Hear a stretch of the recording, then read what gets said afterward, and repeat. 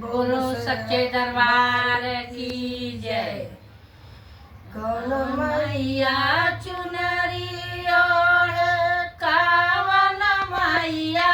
पियरी हो, कवन मैया ना हो, कवन मैया ना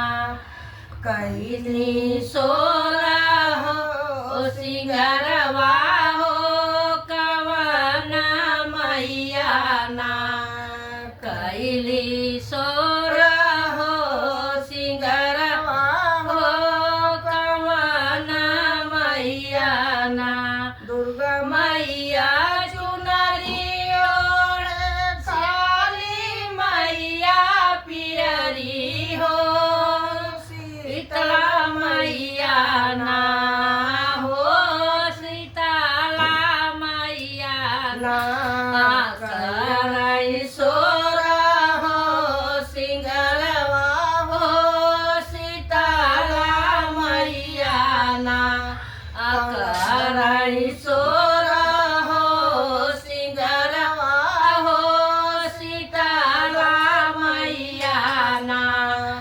कौन मैया त्रिशूल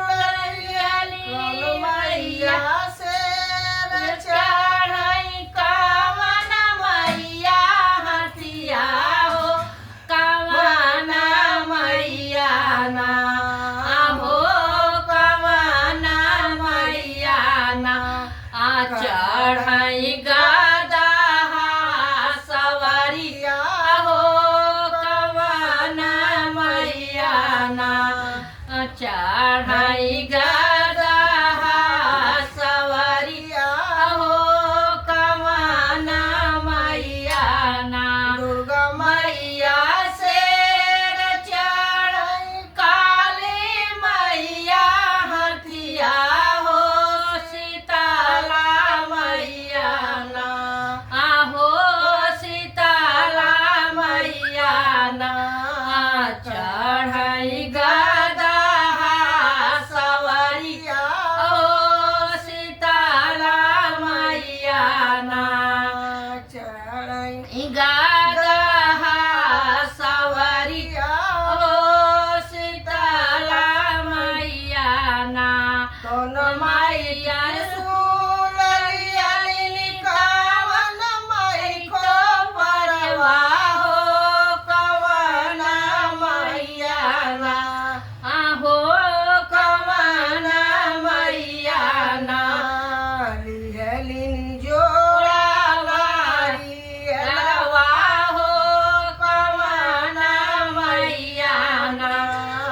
लिहलिन जोड़ा नारियलवा हो, कवन मैया ना दुर्गा मैया काली माई को परवा हो, शीतला मैया ना हो,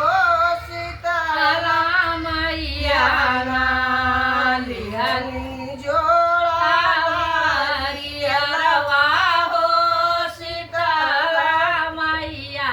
ना कौन मैया बेटा दिहलिन, कवन मैया बेटी हो, कवन मैया ना हो, कवन मैया ना दिहलिन हमारा सोहगवा हो, कवन मैया ना दुर्गा मैया बेटा दिहलिन, काली मैया बेटी हो, शीतला मैया ना हो, शीतला मैया ना दिहलिन हमारा सोहगवा हो, शीतला मैया ना दिहलिन